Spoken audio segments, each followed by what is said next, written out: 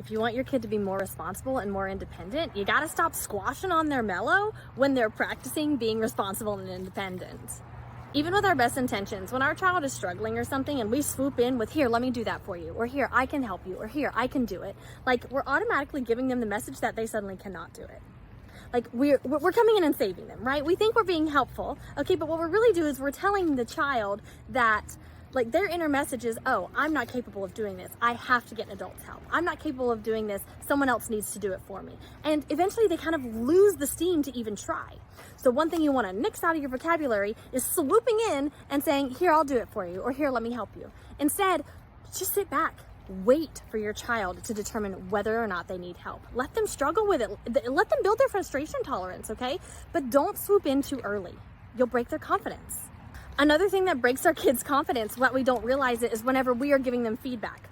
Feedback in the form of how the result of their action was or their performance, instead of focusing on the effort that they put into the activity or the craft or the homework or whatever. If we are only focused on the end goal, then when our kids don't make that end goal, because they cannot control the outcome. Okay, they cannot control the outcome of their grades. A teacher controls that. They cannot control the outcome of their art. Like whoever's looking at it gets to determine, right? Beauty's in the eye of the beholder. They cannot determine the outcome of the chore. What they can control is how they do it, what efforts they put into it. So instead of critiquing our kiddos on the outcome of what they've done, instead we just want to acknowledge the effort that it took for them to do it, whether it was the homework or the art or the chore, okay? And we're going to do that by just say the thing, just be factual and say, oh, you folded all the clothes.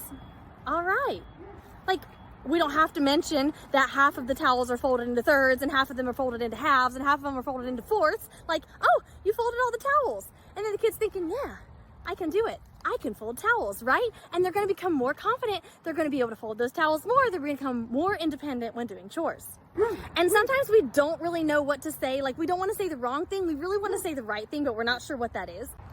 Inside my course, I actually have some downloadable cheat sheets that you can carry around with you, stick on your fridge to help you focus on their effort and building their independence and confidence instead of squashing their independence and confidence. You can find that in my course, How to Get Kids to Listen Without Bribery, Reward Charts, and Punishment. And there's a bunch of little downloadable goodies in there, such as mantras, phrase shifts, and reflection questions to help you speak more clearly to your child.